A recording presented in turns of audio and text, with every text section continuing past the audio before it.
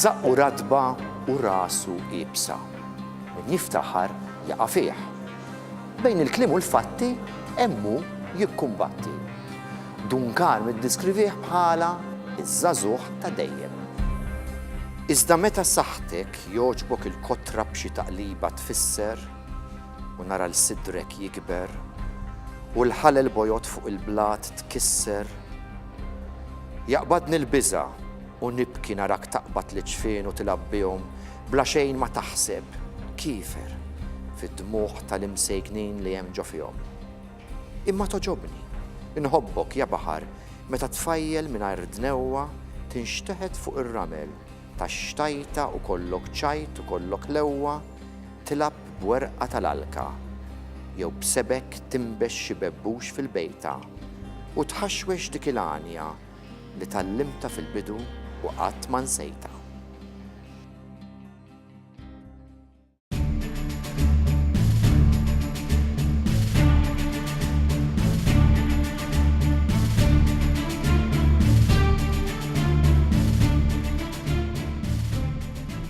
Robert, qegħdin fil-bitħa tal-palazz taħt il-kbir Nettunu li jekk hemm xi ħaġa li tassoċja mal-baħar proprju huwa Nettunu b'xi mod le, però ħafna nies naħseb jaraw lil Nettunu minn faċċata għax ikun hemm il-bib miftuħ, ovvjament ma nistax tgħaddi minnu jaraw japprezzah mill-bogħod. Però ftit jafu li proprju din l-istatwa posta intenzjonata ma kienitx hawnhekk f'dan il-palazz le? Dina statwa ta' Nettunu tal-bronz magħmula l-Italja, oriġinarjament kienet fix-xatt in-naħa tal-Knisja tal-Is biex niftehmu, in-naħa ta' ħares fuq il-port il-kbir. Dak li aħna nafuh bħala l-pixkerija. Eżatt, hemmhekk.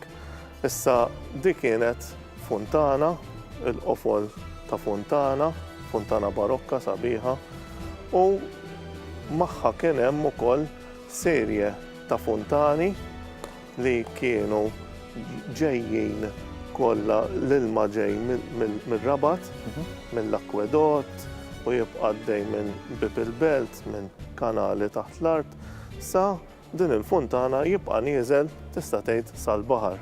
Għaliex taħt propju din il-funtana li qed insemmu kien hemm ukoll water spout, kien joħroġ l-ilma minnu biex iforni anka il-bastimenti li kienu jitlu fil-port biex jieħdu l-ikel u biex kien is-sors tagħhom tal-ma frisk, le? Eżatt, il-ma frisk li kien ikun ġej mill-kampanja, minnha tal-kampanja.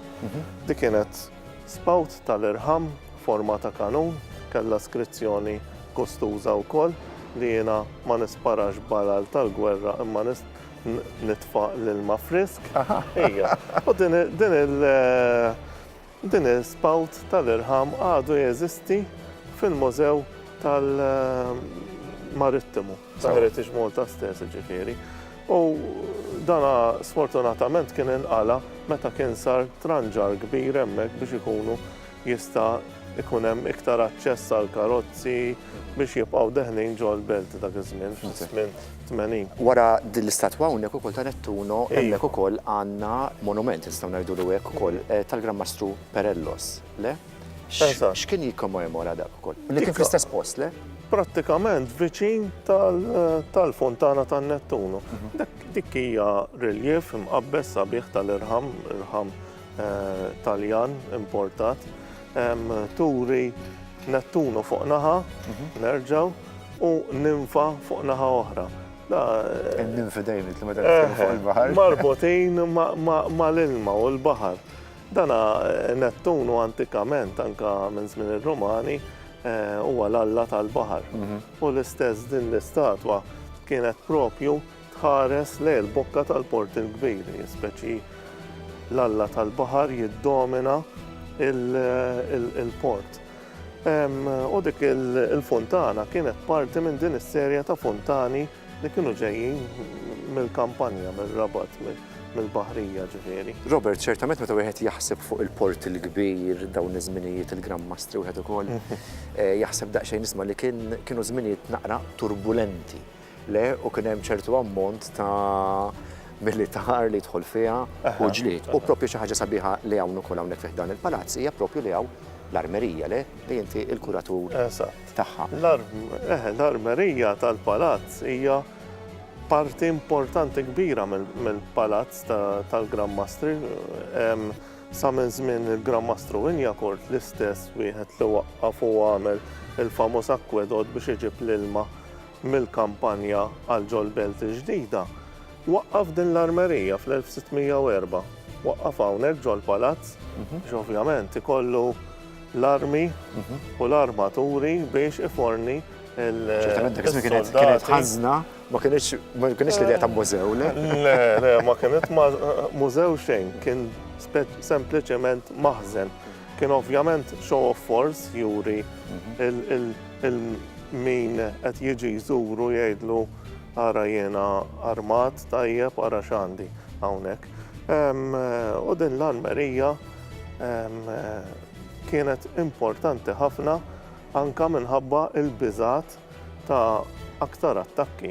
Ġana wara l-assedju kbir 1565 l-inkwiet kien għadu ma raqatx. Tista' taħseb 1614 kien hawn assedju ieħor ftit forsi jsemmu imma kien kważi simili kien aħrax ukoll. Però il-fatt li fi żmien il-Gran Mastru Injakort kien rama sew il-gżira, kemm fortifikazzjonijiet, kemm l-armi u l-kanuni li qed insemmu, kemm anka soldati ekwipaġġjati tajjeb, kien allura l-forza kienet jiddefendi l-gżira tajjeb. Finalment, Robert, għal min jinteressa jiġi jżur l-armerija, x'ista' jara hawnhekk? Hawnhekk tista' tara armi antiki marbutin mal-ordni ta' San Ġwan, ħafna minnhom huma sbieħ mhux biss għax kienu jintużaw fil-kruwa tal-gwerra sfortunatament, imma ħafna minnhom huma dekorati impressjonantament sbieħ. Dawna tista' tgħidilhom opri tal-arti. Ix-xogħol ta' dekorazzjoni li fihom hija xi ħaġa impressjonanti. Anka l-armi tan-nar. L-armi tan-nar kienu jieħdu ħafna xogħol biex jiddekorawhom dawn. Issa tgħidli oġġett ħajintuża l-gwerra dan, imma xorta kien hemm dak l-element amur propju ngħidulu bil-Malti li l-oġġett jiddekorawh. U ovvjament mhux sempliċement l-użu għall-użu imma żbuħija, anke l-istess kanuni. Il-ġmiel ta' dekorazzjoni li fihom imqabża fil-bronz tibda tgħid imma dawn għal xiex għadu jiddekorawhom daqshekk meta daw ħajkunu fuq xi bastjun, fuq xi sur moħbijin, imma le min ikkummissjonhom kien ikun iddedikhom lill-Ordni ta' San Ġwan ċerta amur propju u dekorazzjoni. Jinżor ta' kemm il-darba l-armerija u nkun ċert li meta jkolli mistednin barranin dejjem inġibhom hawnhekk nittama li ħajjarna forsi xi ftit telespettaturi, però nixtieqlek timxi miegħi għandi kuriżità. Il-kanun.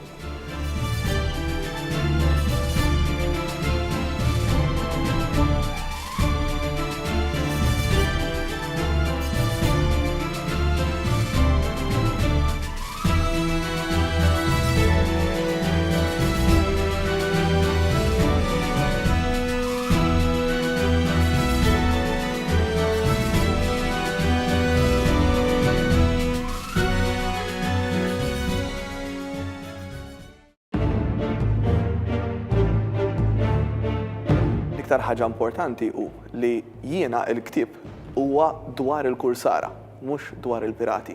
Il-pirati kien hemm differenza żgħira imma fl-istess ħin kbira ħafna.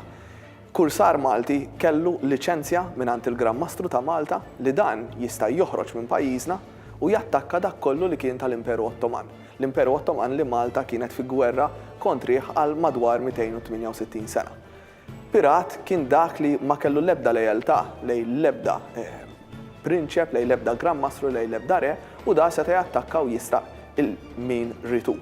Iżda l-problema kienet li jekk pirat ħajinqabad, da kien ħajiddendel u jiġi maqtul, sintendi kien ħajħu il-forka. Jekk inti kont kursar, inti kont tkun soldat.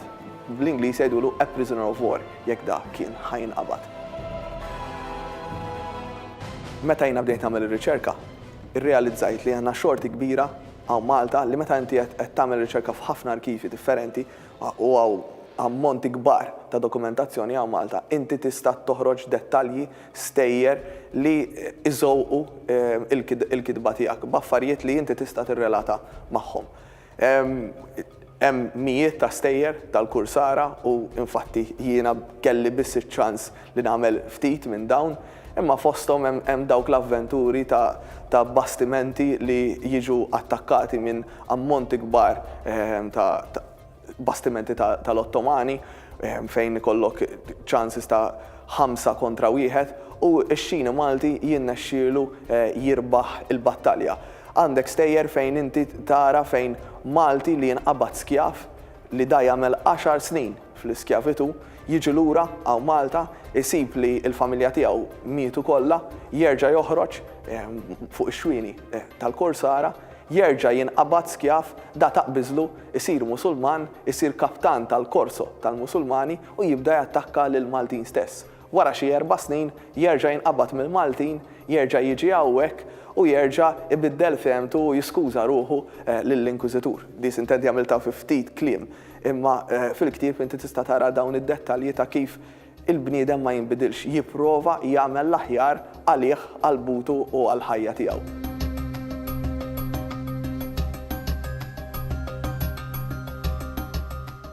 Il-korso minn dejjem kien importanti għall-ekonomija Maltija. Sfortunatament ma nistgħux inkunu nafu eżatt kemm kienet jikkontribwixxi, iżda huwa ċar li dan kienet jikkontribwixxi ammont kbir ta' flus lejn l-ekonomija ta' din il-gżira tagħna. Dejjem ftakar li aħna hawn Malta m'hawnx riżorsi, allura inti kull ma kellek il-baħar u l-bnedmin. Kellek il-fortifikazzjonijiet li kienu qegħdin jibnu l-ordni li kienu perfetti biex inti tagħmel bażi għal dawn il-kursara, għax dawn kienu kursara li bil-Malti kienu qegħdin idardru nofs il-Mediterran, għax dawn kienu qegħdin joħorġu u jattakkaw merkanzija li kienet leġittima għall-Imperu Ottoman u daw qegħdin letteralment jisirquh u jġibuh hawnhekk. L-ekonomija kienet ukoll interessanti meta tibda tara li apporti dawn l-affarijiet li qegħdin jisirqu, inti biex ikollok bastiment, rid jinbena bastiment, rid tieħu ħsieb dan il-bastiment, rid tqalftu, rid tixtri l-qluħ, allura inti trid tqabbad dawk li qed ibiħu l-qoton.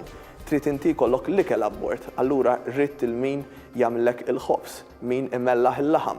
Għandek dawn id-dettalji kollha li huma jikkontribwixxu għal din l-ekonomija. Apparti dawn kollha, inti kellek barranin li qed jiġu għaw Malta biex jaħdmu fuq dawn ix-xwieni.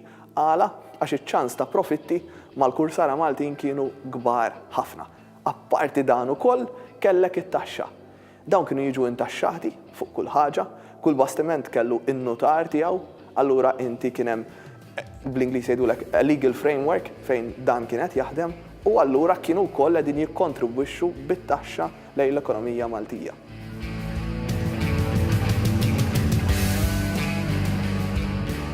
Il-ktieb, it-titlu tiegħu huwa In the Name of the Prince, li ir-raġuni għala hija li dan ix-xogħol kollu, dan il-korso kollu kien qed isir f'dan il-perjodu li qed nitkellem fuq ġifieri 1760-1798 fisem il-Prinċep ta' Malta. Kienet isir fisem il-Prinċep u dużaw il-kelma Prinċep għax kienet ir-raġuni li l-Grammastru ma rridx jagħmilha fisem il-Grammastru. Għala għax il-Grammastru rrid jirrispondi lir-Ruma. U Ruma, il-Papa, kienet iddejqu ħafna li dawn l-Ordni ta' San Ġwan qed iħallu dawn il-kursara joħorġu jattakkaw lill-Ottomani, speċjalment imma il-Griegi li kienu taħt l-Ottomani, allura kien hemm dritt li il-Grammastru jattakkhom, iżda dawn kienu insara. Allura inti ma stajtx tattakka l-insara. Allura l-Grammastru jaħseb lemmi jew weċlaw biddel il-liġi biex hu jkun jista' jagħti l-bandira mhux tal-ordni, iżda l-bandira tiegħu bħala l-Prinċep ta' Malta. Kienet jekk inħarsu lejha bil-liġi kienet illegali, iżda din kienet qed issir u bdiet issir ħafna lejn l-aħħar tas-seklu 18.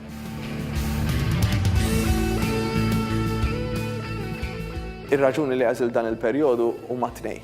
L-ewwel ħaġa kienet li għandna ammont ta' dokumentazzjoni kbira ħafna. Allura jiena stajt nimraħ u nidħol fid-dettall li jiena stajt inkun naf kemm kienet tiswa lil kaptan biex mid-dar jinżel lejn ix-xini tiegħu biex jitlaq għal korso bil-kaless. Jiena stajt insib dak id-dettall. Allura inti din għandek iċ-ċans li tkun qed tikteb fuq dettall li ftit ikollna ċans nagħmlu fl-istorja. U r-raġuni l-oħra hija li l-perjodu huwa sabiħ ħafna u l-perjodu ta' qabel ma ġew il-Franċiżi u l-Ingliżi qabel ma bdiet din kważi tista' tgħid il-ġenesi tal-identità Maltija kienet qiegħda tiġi imsawra lejn l-aħħar snin tal-ordni u kien perjodu wkoll li ħafna minn l-informazzjoni ma kienx teżisti. Allura kien suġġett ġdid, suġġett li jiena konċert li nista' nikkontribwixxi lejn l-istorja ta' Malta.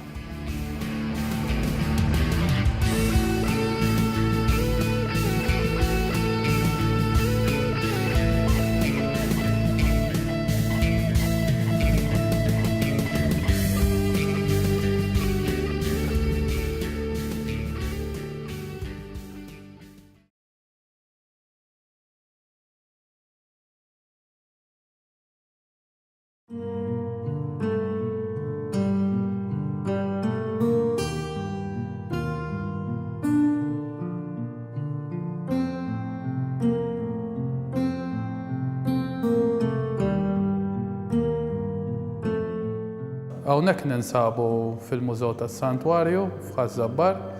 Dan il-mużew infetaħ fit-2 ta' Settembru 1954. Kien l-ewwel mużew ta' parroċċa li imbena nistgħu ngħidu mill-qiegħ kif inhu llum biex iservi bħala mużew. Kien frott tal-ħolma tal-Kappellan Żarb.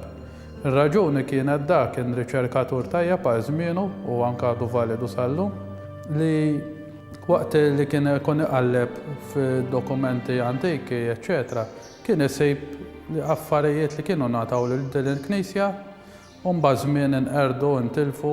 Il-ħaġa kienet li hu kellu il-viżjoni li dawl ma jintilef xejn iżjed fil-fatt u għalhekk għamel tal-bini sabiħ biex ikun servi ta' mużew u b'relazzjoni anke mad-devozzjoni matul is-snin li kien hawn lejn il-Madonna tal-Grazzja.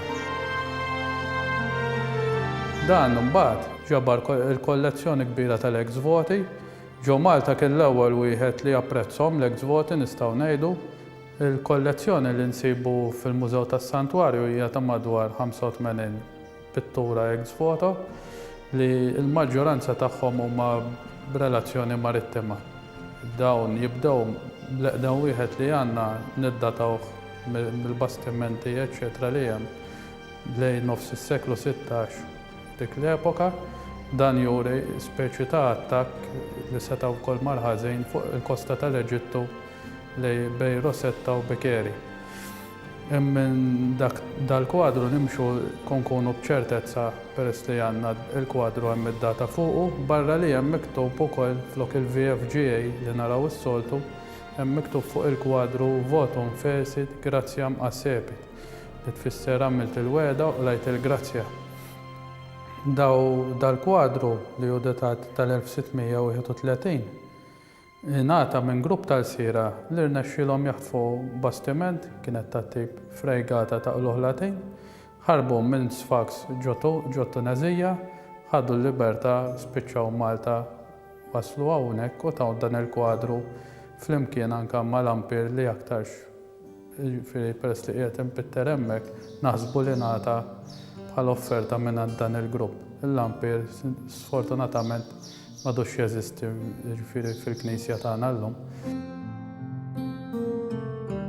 Jekk naraw anke ta' żmien l-ordni għandna wkoll wieħed li hu ta' kursar bil-liċenzja tal-ordni mhuwiex pirata, huwa bniedem imqabbad mill-ordni li jaħtaf bastimenti tal-għadu tal-ordni, sintendi tal-Imperu Ottoman.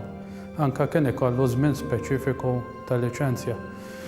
Hawn dan il-kwadru li qed nitkellmu fuq huwa ta' ċertu Giuseppe Diacono u tidher il-bandiera ta' De Rohan.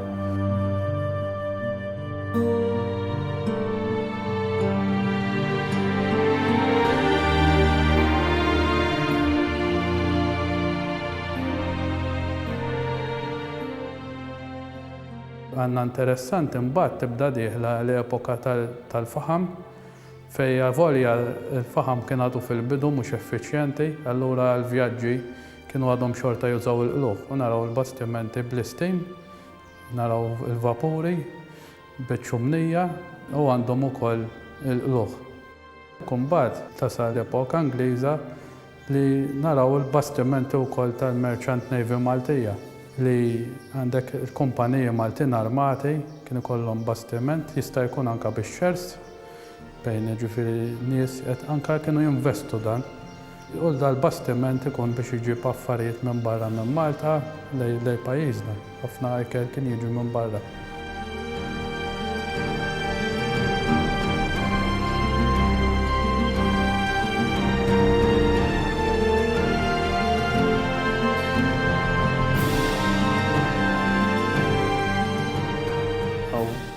Vapur interessanti sabiħ ta' tanker li nqasam minn nofs tista' tgħid u n-nies jidhru qed jgħumu biex isalvaw ħajjithom. Hemm ukoll bastiment magħruf bħala l-Skipjack dak kien bi crew Malti kien qed ibaħħar lejn l-Adriatiku wara l-gwerra, però sfortunatament il-gwerra kienet ħallit ħafna bombi u affarijiet jiġru anka fil-baħar kien hemm mini jiġifieri ta' żmien il-gwerra u dal-bastiment laqat waħda minnhom kienu mietu ammontaw ċin fuqu, però daż-żabbar li kien fuqu kien irnexxielu jsalva. Ukoll sabiħ ħafna ta' żmien l-Ingliżi huma hija dgħajsa tal-Latini, hemm ukoll wieħed interessanti li juri attakk ta' xark fuq kajjik tas-sajd żgħir jitkellem ftit mili l-barra minn Marsa Xlokk. Imbagħad wara jerġa' jiġi żmienna meta kien intilef persuna xi madwar 4 snin ilu li kien imbagħad għall-familja tiegħu għamlet kwadru ex voto lejn dan il-mużew. B'hekk nistgħu ngħidu li hawn madwar 500 sena ta' storja marittima.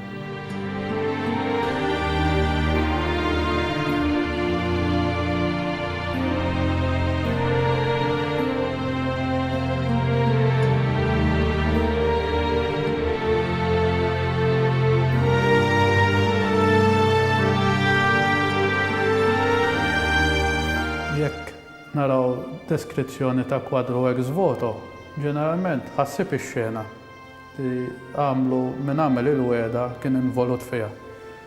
Ġifieri hawnhekk f'dan il-każ qed naraw il-galerja tal-Ordni, sabiħ ukoll f'dan il-kwadru qed naraw 8 galeri, però 4 qegħdin ġo bajja li kien bejn wieħed u ieħor naħsbu li kienet il-bajja ta' San Tumas. Meta raw li hemm iżjed il-maltemp qed jitqawwa huma ħarġu minnha u daħlu għall-bajja ta' Marsa Xlokk biex ikunu iżjed sikuri. F'dan il-każ qed naraw pinġija sabiħa wkoll tal-Galera tal-Ordni fejn anke jidhru n-nies dawk li bdejna qegħdna tiġa fuq l-imqagħdef, il-kapitana li hija sewda, il-flagship tal-Ordni, waqt li l-galeri l-oħra huma ħomor. Ma qed nagħmlu distinzjoni tas-sekwenza hawnhekk. Naraw l-istorja tkompli. Għandek it-torrijiet tax-xatt, topografija hija eċċellenti ħafna wkoll f'dan il-każ, ma ninsewx li ma kellekx drones jew bis-satellita qed tara r-ritratt mill-ajru. Wkoll għandek mbagħad l-iskrizzjoni tal-ġrajja.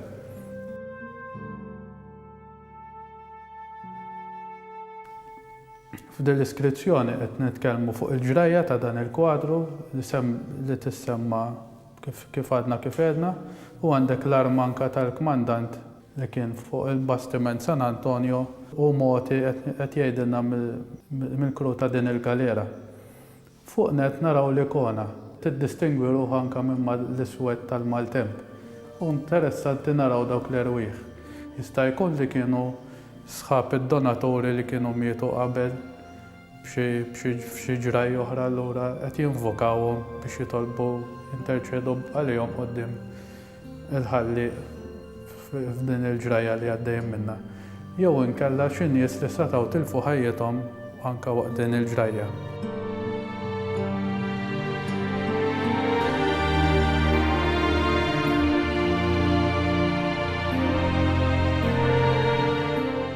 Fil-mużew insibu model ta' vaxxel li kien jismu San Gioacchino, vaxxel ta' tielet klassi tal-ordni.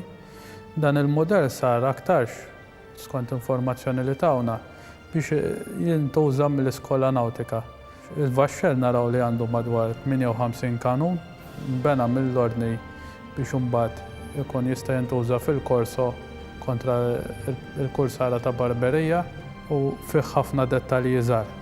Sew fil-ħbula, fl-oqedi, kanuni, importanti wkoll, bekk anke ġie identifikat b'ċertu ċertezza. Fil-Mużew Marittimu insibu l-abbozz tal-parti ta' wara tiegħu tal-poppa.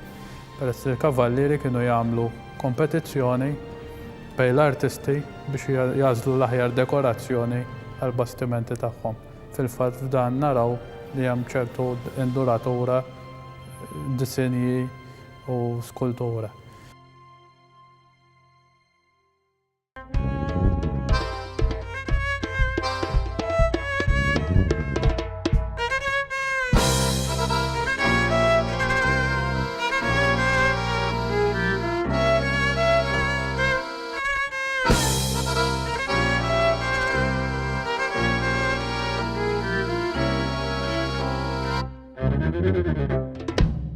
Thank you.